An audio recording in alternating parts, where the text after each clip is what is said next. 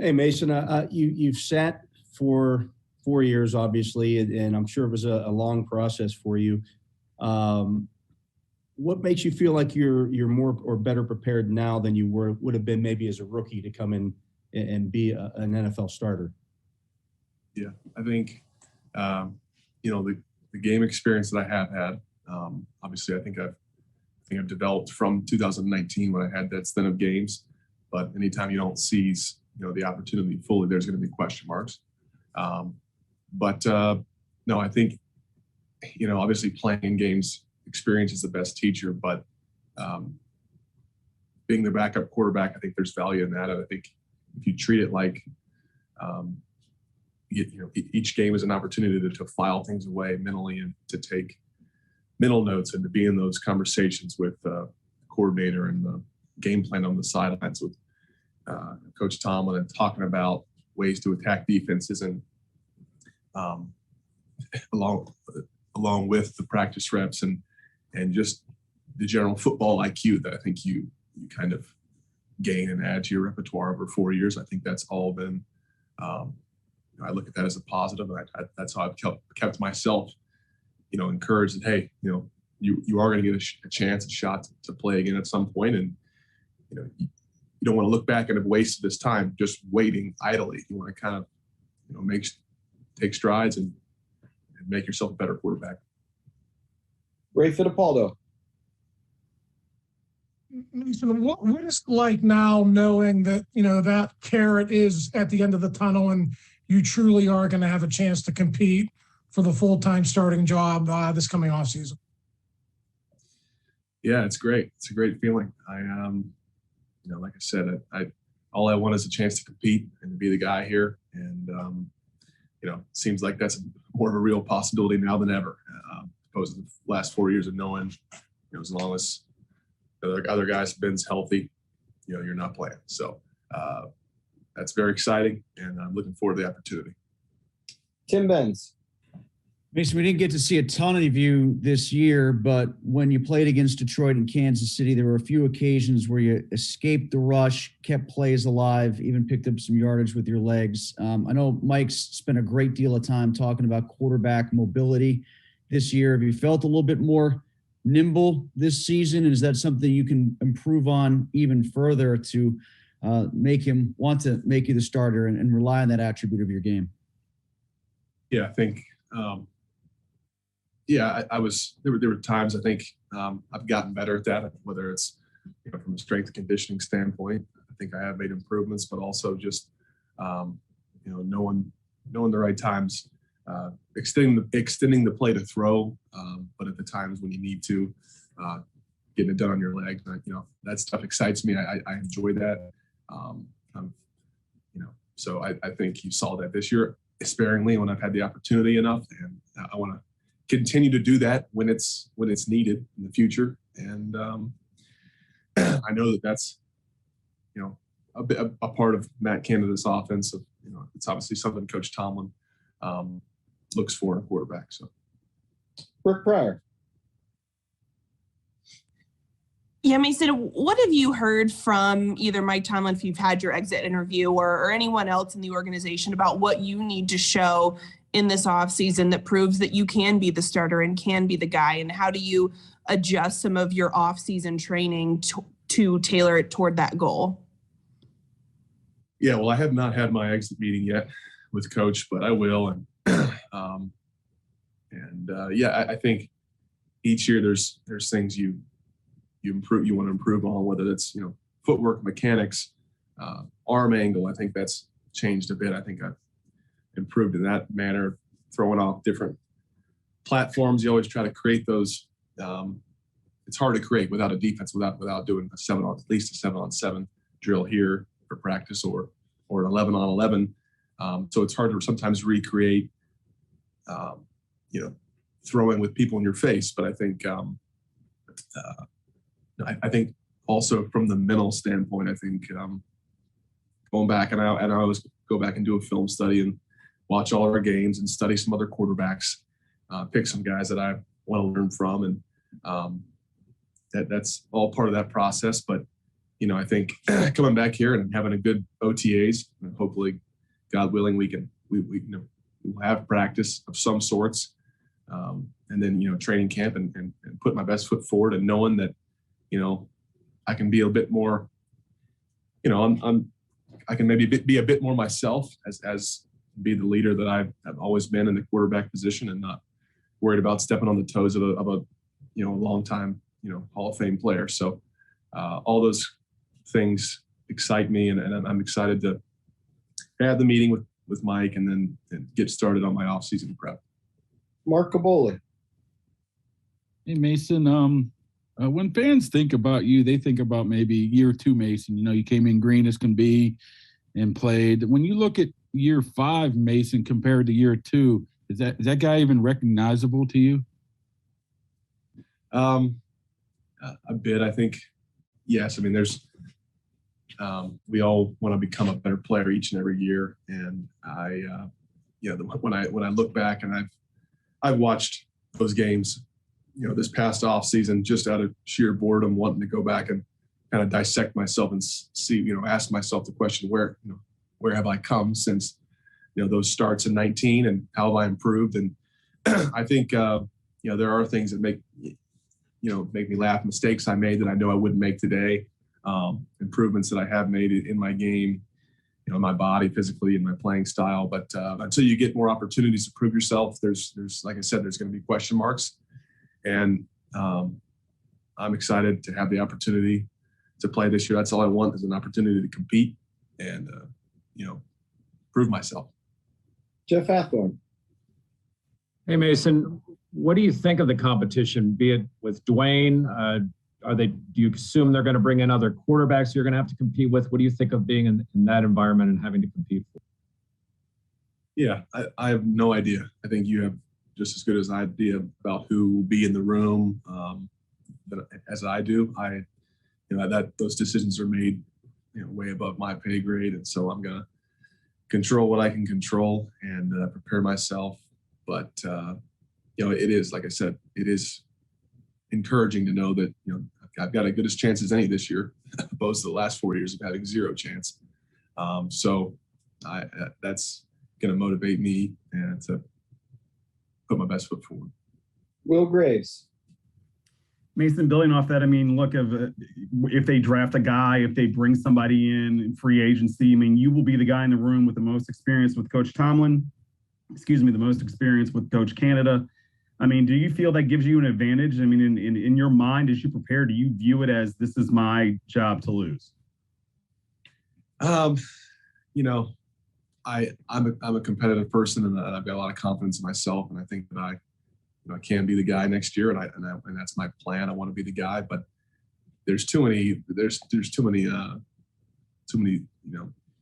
question marks right now. I'm not going to begin to try to make a forecast on who's going to be in the room, who's going to be, this is the NFL. Things are quickly ever changing, and my job is to be in contact with the coaches and look forward to the whenever we get to come back here, phase 1, and control what I can control and prepare myself. But who knows? There's a million scenarios, as you mentioned, drafting somebody, free agency. I have no idea, but I know that I'm going to compete. Joe Rudder. Yeah, Mason, what have you learned this year in the Matt Canada offense, and how can that play that into your strengths, and do your strengths fit into what he wants to do? What have I learned in the Matt Canada offense? Yeah. And how does that play into your strengths? Yeah, well, I think it was a different system. It was definitely different terminology. We've been all over that this past spring on how it was a bit of a learning curve, but once that was digested, I think I think it was a bit of a mesh this year between some of the things that Ben's has done for 18 years, some of the concepts that he liked, what he was comfortable with, his playing style meshed with Matt. And I think I'm not gonna I knowing Matt and knowing if he is returns, I think that I enjoy his offense. I enjoy the jet motion, the shifting, and pre-snap. I think it does a good job. I think it helps us disguise. Now I'm very aware that we fell short of the mark this year in the offense in a lot of offensive categories, and so we need to improve. And but I think again, I don't. Those decisions are made above my head, but I enjoy Matt. I think we got a good relationship. Got a good relationship with Coach Sullivan. Enjoy working with those guys, and excited to get back to work. We'll go to Mike Pizzuto. Mike? Just following up on that a little bit, Mason. Mesh versus what you guys are going to do moving forward. Do you think it's going to be all about the mobility and all about the RPOs and the boots and things of that nature? Or is that just going to be a component of it? And then the second part, if you don't mind, just how bad do you want this? Yeah, I think, not being an 18-year established quarterback, I'm not going to have the luxury of saying, hey, these are some of the concepts I like. I want them to be called. You don't have that much pull as a younger quarterback, and I get that. And I'm fully going to surrender to what, Matt wants to do and do the best job.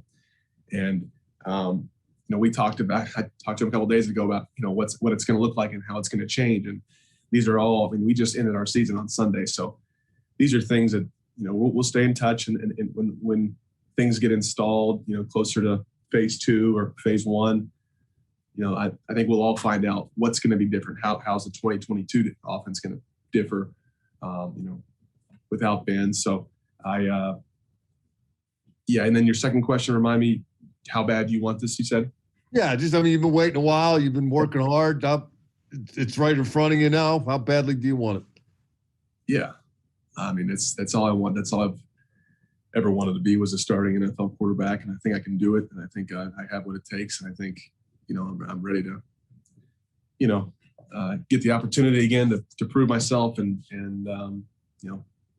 like I said, I've admitted, I understand that, what I've put on tape, 19 and even, up until this point, there's still question marks on my game, and I want to prove those people wrong. And I want to prove myself to my teammates and the guys that I really care about. So it's one day at a time.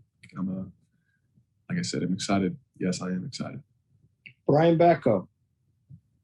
Yeah, Mason, kind of to that point, of course, there's going to be a lot of eyes on the quarterback competition this year.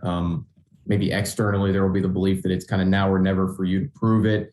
But everything that you went through a couple years ago when you were starting in 19, the concussion, getting benched, and then even this year getting thrown in against Detroit, are you pretty much prepared for every level of pressure at the quarterback position at this point? Yeah, I think Coach Tomlin talks about how the process of the NFL, how adversity hardens us. And it's cliche, but I think that's probably the most adversity I've ever had in a season, in my life. And it happened within, a span of 10 weeks. And I think I'm a better man for what happened to me that year. I think I'm, been hardened. My skin's been thickened. And I've been through a lot, and I'm know that I'm out to get at the other end better prepared and ready for whatever football throws at me. And so I've kind of got a screw it mentality. I can't wait. I finally got a chance to play the game I love, and I'm going to empty the tank and have no regrets. Strappy. Hey Mason, weren't many Wednesdays that Ben was practicing and you ran with the ones. Do you think that your chemistry with Deontay and Juju and Chase gives you an upper hand in this thing? Yeah, I think Tay, Chase, Ray, if Juju comes back, hopefully, I think I know those guys. We have good relationships off the field. I feel like I know what makes them tick to the point, and I'm excited to. I think that's definitely. I'm not if I was going to a new team and didn't have prior established relationships, that would be a different thing. But I am comfortable here. I'm comfortable with those guys, and I'm looking forward to it. All right, got time for a couple follow-ups. Brooke Pryor. Yeah, Mason, I'm wondering, do you see the outside criticism that comes from people that are paying close attention to the quarterback competition? And is that something that you shut out, or as a competitor, do you use it to motivate you? No, I think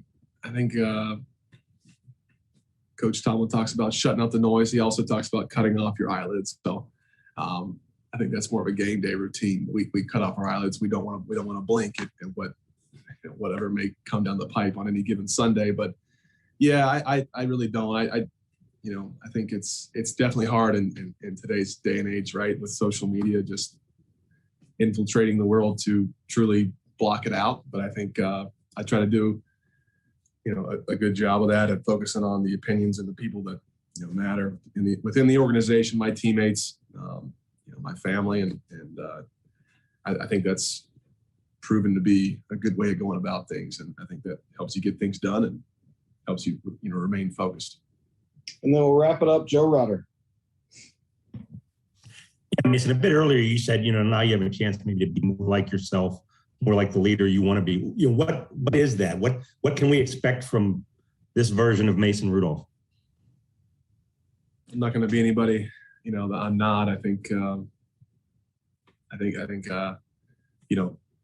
being a backup quarterback is in what challenged me and made me treat the mental side of football with more reverence and to really, because at times that's all I had. I couldn't participate in a practice or a game. I had to look at the film and watch myself against this first team offense on the scout team defense and really try to dissect any piece of film I could, because there wasn't much. But I'm going to be myself. I think you talk to my teammates, they know who I am. They know that they know I'm a leader, and they know I lead with my actions first. And but we'll see. It's going to be different not having somebody there who is our leader of our offense. So I'm excited to take that next step and be a little more, whether that's being vocal or getting guys together in the off season. We'll see.